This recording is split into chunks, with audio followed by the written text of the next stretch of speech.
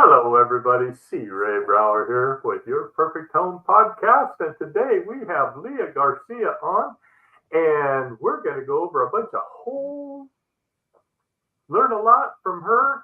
But before we get started, you please go out and like, comment, and share.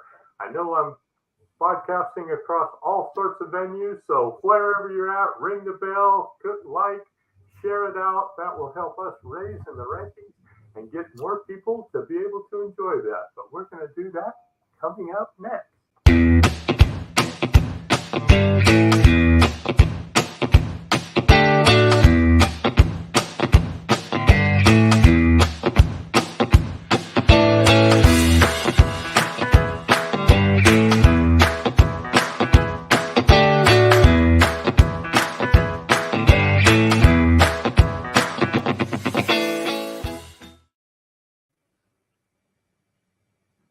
All right, and we're back. How are you today, Leah?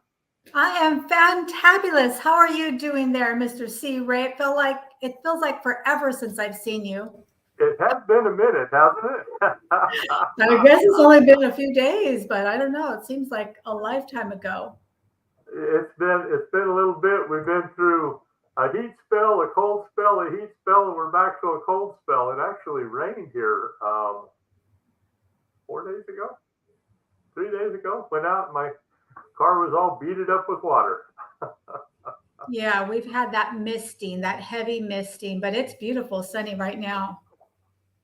Yeah, that Monterey in the wintertime is gorgeous. Don't tell anybody, but this is like the perfect time to come. It really is. The weather's perfect. There's not a lot of tourists.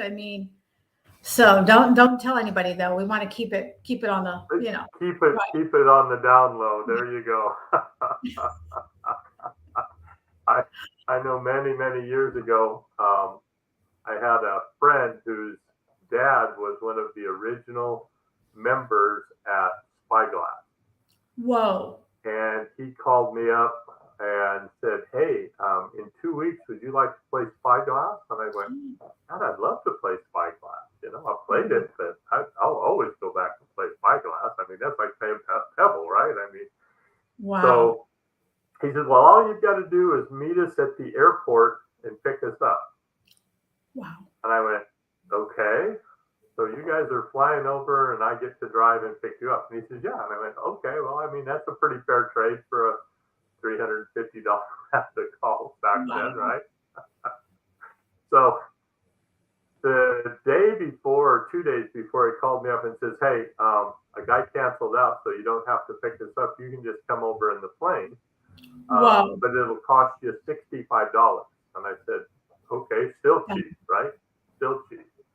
And that's just to pay the pilot for the fuel. And I went, "Okay, well, that's great." So show up, and it was can't see your hand in front of your face foggy here in Stockton. It was horrible. Whoa. And I've never been in one of those little planes before.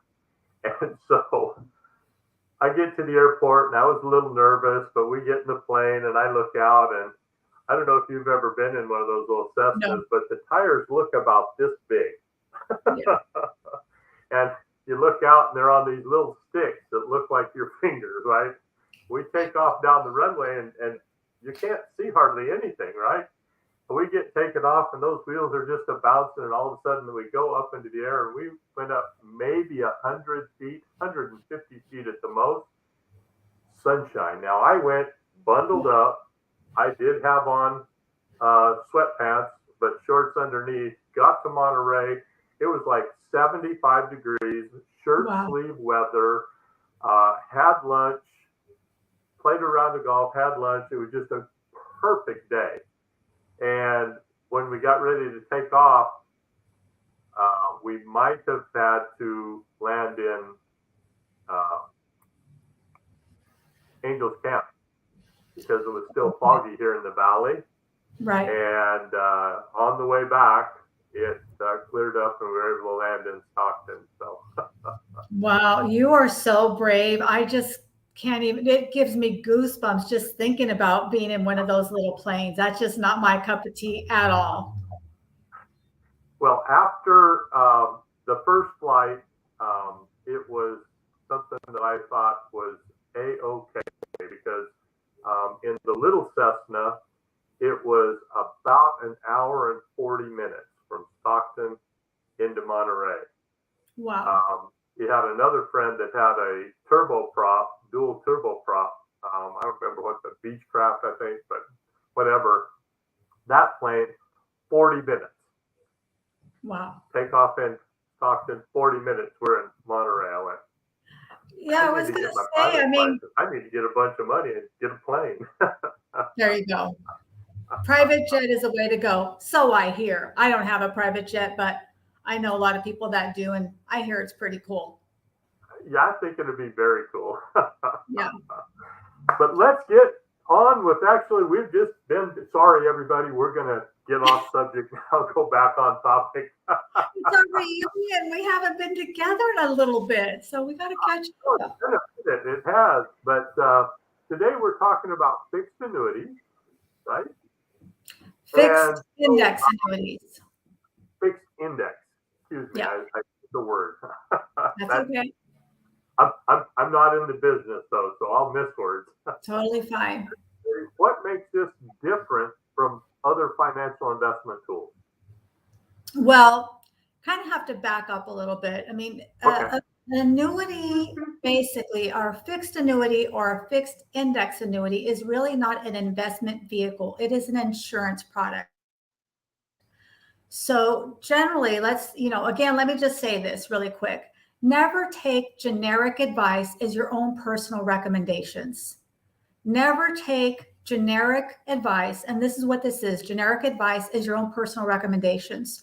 One of the biggest, I would say, maybe not intentionally, but the error that I see people make is they read something in a book, they hear some guru online, or they hear their friend said this, and they take it as their own personal, this must be the right thing for me. So first and foremost, this is really just a brief overview. Really, it involves many things. You need somebody who is well versed with these products, is going to take you through suitability to make sure that this is suitable for you, right? Because there's no such thing as a perfect anything.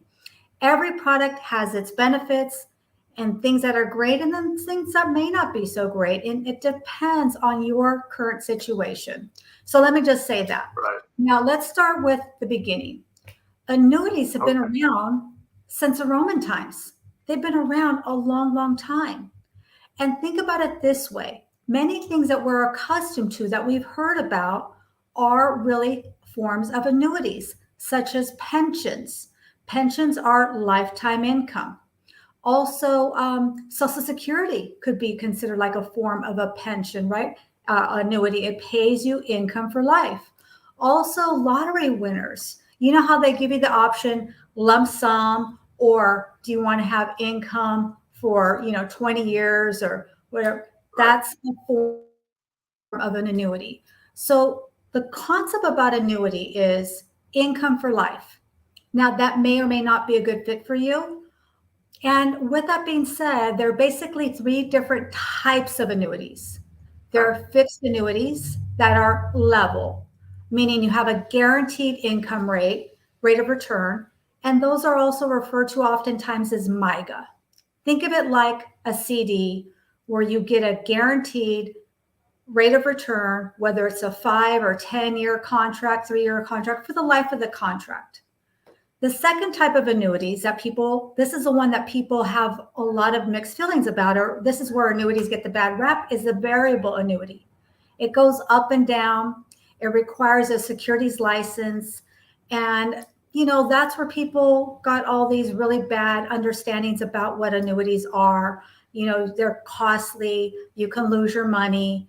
And the agent makes a ton of commissions. Those are usually variable annuities. Now, the one we're going to really highlight today is fixed indexed annuity. And meaning it does this. It's like a little stair step. When the market goes up, because everything's tied to the market, when the market goes up, your money goes up. But when the market comes down, your principal and everything you've gained is protected. Again, market goes up, your money goes up. When the market's coming down and crashing, and people are losing money, your principal and everything that you've gained has a guarantee. It's like a watermark, a new watermark. So I have a quiz for you, C. Ray. Are you ready? Yep. Let's I'm say, always ready. okay, I know you're ready for anything. Let's say you have $1 million in a fixed index annuity and the market goes up and now you have $1.1 million and the very next day the market crashes or has a dip. How much money would you have in your fixed index annuity? In your fixed index annuity, you'd still have 1.1 million. That's right. I knew you would pass the test. See, you're smarter than the average person. So that's some of the benefits. But your variable, you'd lose money. It depends. Some variables could have guarantees, but you pay for those guarantees, which can be really costly. So again, I don't help families with variable annuities. That's not my wheelhouse. I'm not securities licensed. I wouldn't even want to represent those kinds of products. So that's the strategy we're going to talk about today. Now, these contracts can be for 5, 3, 5, 7, 10 years generally. And generally you're going to be you could use it for qualified money like 401ks, 403bs, 457, TSP, any of those government sponsored plans could be, if you're qualified for it, could be rolled over. They call that a rollover, right, into a fixed index annuity. Also cash in the bank. If you have dormant money sitting there and it's not really doing anything for you, if it's suitable for you, maybe a portion of that money could be rolled over into a fixed index annuity. Now, why would somebody do that? Because remember, the rules, the taxation stay the same. If you have tax deferred and you do a rollover, a fixed index annuity is still going to be tax deferred. So when you do that rollover, there's no taxes, no fees, and no penalties. Make sense? We're keeping it like for like. So you will still have the 59.5 rule. You will still have your required minimum distribution at age 73 or whatever age, because that age does change. But currently it's age 73. Now, huh? Yeah. So you will still have that required distribution. We're not changing any of that infrastructure, the foundation of your plan. It's simply a rollover, meaning now you're going to only participate in the up market, in the gains, and never participate in the down. We call that zero is your hero. Now that sounds all wonderful, and it may be a good option, but it really depends. So it could also be a lump sum, or it could be multiple payments over time. Some people, maybe they're going to be receiving dollars from, say, an inheritance or something like that, or there may be other reasons why you're structuring it that way. So there's a lot of flexibility on how you can fund an annuity, and we call it GRIP. Okay, so this is what GRIP is.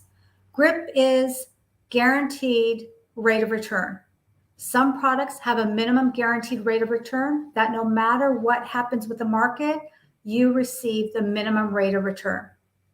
Okay. Now, there's no such thing as something for nothing, right? If you're going to get that minimum rate of return, then you're going to have sort of a haircut off of whatever you receive in the market. So minimum rate of return, let's say the guarantee is 3%, 5%. You're going to either pay a cap, a spread, or participation rate, meaning you take a haircut on any of the growth of the market. So for example, let's say the market does 10%. You may take a 3% haircut on that growth. So your account may get a credit of 7%. Does that make sense? Yeah, but and so you get the minimum 3, you take 3 off the top if it goes past a certain number. Yes. Well, it's not a cap. Well, it could be a cap, but generally it's a haircut. You're going to be reduced. You're not going to receive the entire amount that is gained in the stock market. You're giving an exchange. You're exchanging some of the top for exchange on never participating in the down. Zero is your hero. Again, it's not for everyone, but for somebody who's risk adverse, you've been through the stock market before, you're closer to retirement, or somebody that just doesn't have the bandwidth to sit there and really, look at their account every day, and they've been there, done that. They're looking for another option. This is a great option for those types of clients who really just want something that's more of a set it and forget it. And with that being said, you're still going to be keeping a set of eyes on these programs. Okay. I've been sitting here thinking while you've been talking about that. You're saying you've got a qualified account. It's an IRA, it's a 401k, whatever, and it's all gone in pre-tax, so all that gets taxed. And you stated something about the lottery. You win $1 billion, and they only give you $750 million or $600 million that they give you. Now that money is now taxed.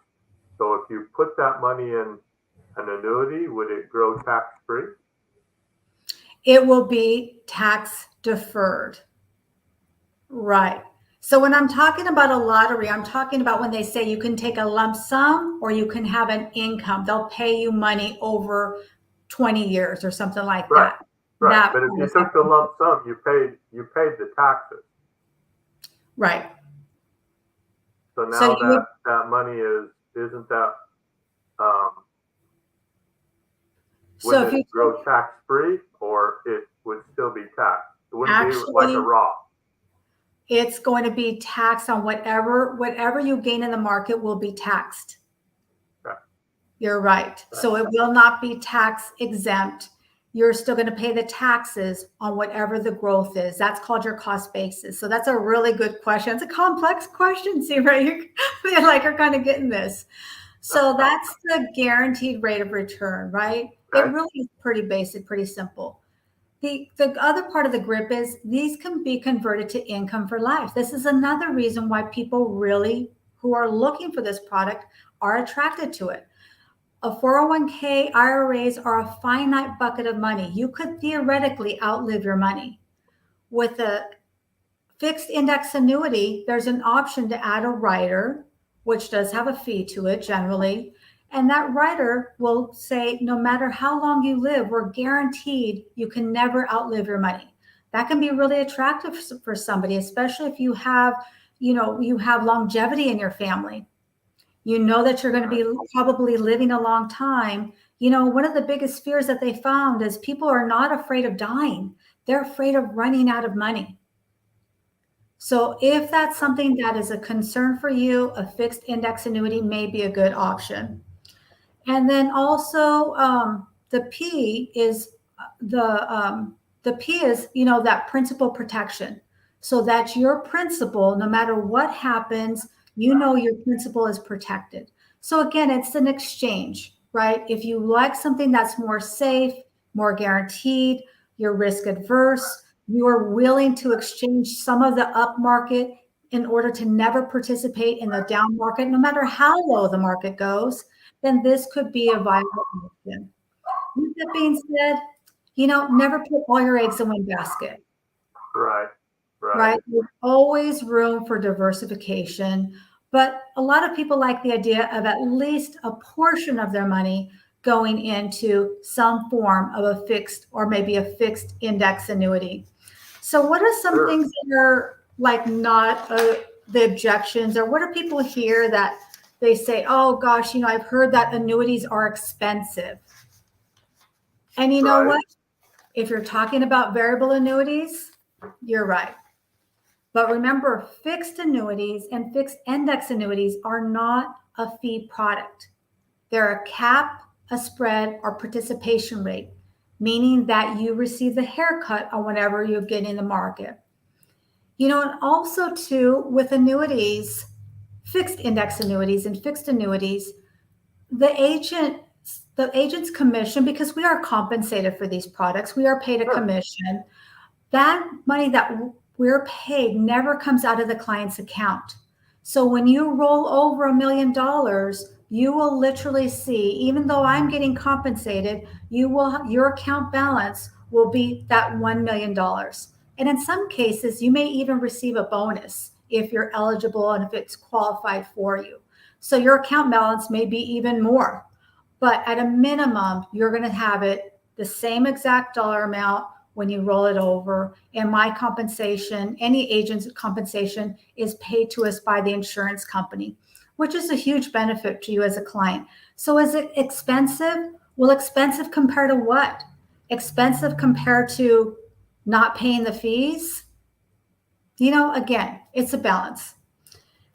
And then another thing I not hear, very expensive when you consider if you had the money sitting in the bank and you was only making we over 1% at the bank now? Did they make it over 1? They're making over 1.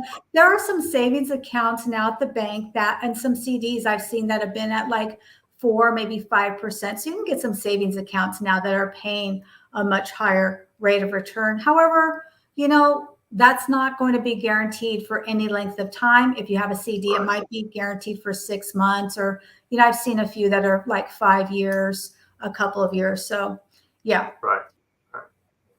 And another thing that is misunderstood, back in the olden days, if the client passed away, the insurance company would keep the money.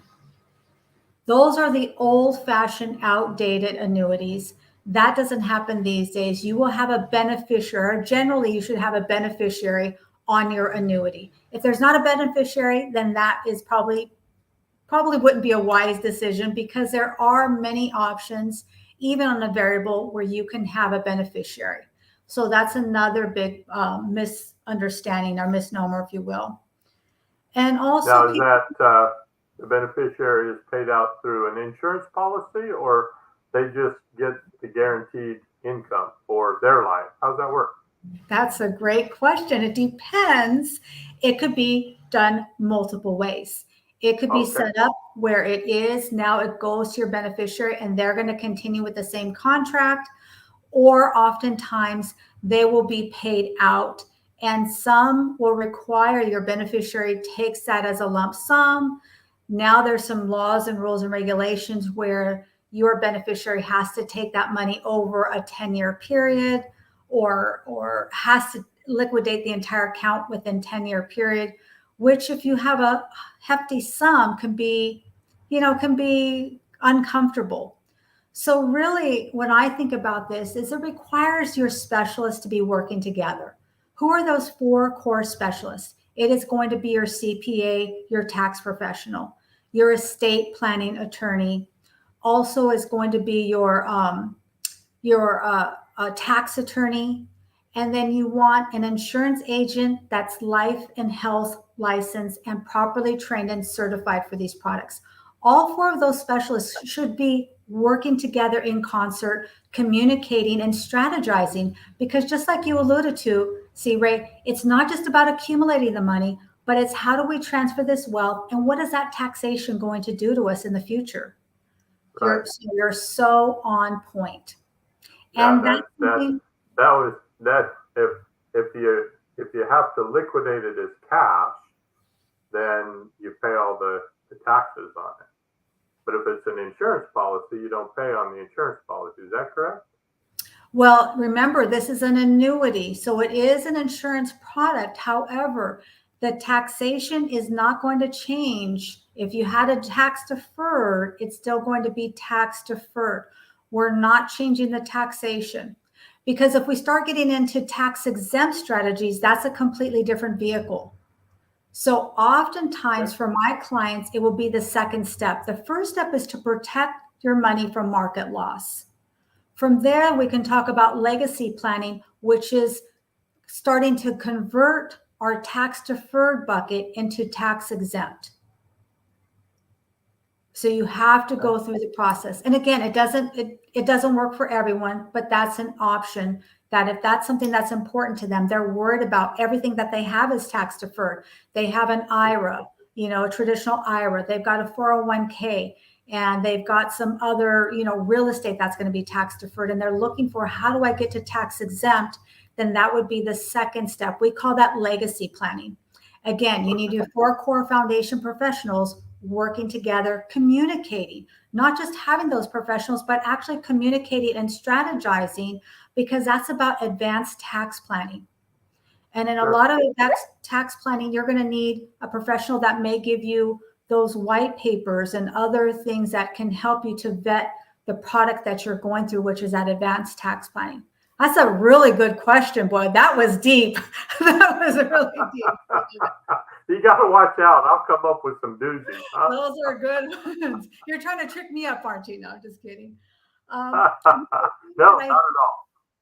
Another thing that I hear people say their objection is, you know what? I don't want my money locked in. I hear that annuity, it locks in your money. But you know what? Most annuities these days give you 5 or 10% free access to your money. And then once you go through that contract period, that surrender period, which could be 5, 7, 10 years. I've seen some that are even 15 years, not so much these days, but once you go through that contract, then I call it the take the money and run. There's no further obligation to the insurance company, and you have your money back and you can do whatever you want with it, whether it's roll it into another annuity, whether it is take it and go ahead and go to Tahiti and, you know, go on vacation, whatever you want to do with it. So really, for most families, it makes sense to at least have a conversation about what an annuity, a fixed index annuity, or even a fixed annuity might be, what do for them as part of their portfolio. Very, very, very interesting. Very interesting. So, I know like your life insurance policies and your 401ks and that sort of thing, you can actually borrow money against. Can you borrow money out of your fixed annuity? No, that would be called accessing that money. You're not going to use it generally as collateral with the insurance company. That's a great question, but maybe some outside entity would be able to use that as collateral. That's a really, really good question. Oh, okay. Yeah. So you might be able to put it up wherever, hard money lender, the bank. Yeah, that's who knows, you know. Yeah, Your but as rich far Uncle Joe. Right, Uncle Joe. Yeah, but as far as using it as collateral, like to take to borrow against it, like a 401k, annuities will not work that way. That's a really great point. So if that's something that's interesting to you, or you're going to be using this bucket of money to buy real estate or something, you need full liquidity, then this may not be a good option for you. Okay, that makes a lot of sense. But what I'd like to offer is a buyer's guide. Anybody who would like to know more about annuities and how they work, I do have a free buyer's guide. You can reach out to me. I'd be happy to send it to you. I can link it into the comments below. And that gives you a really nice overview of the most common questions, how annuities work, and could this be a viable option for you?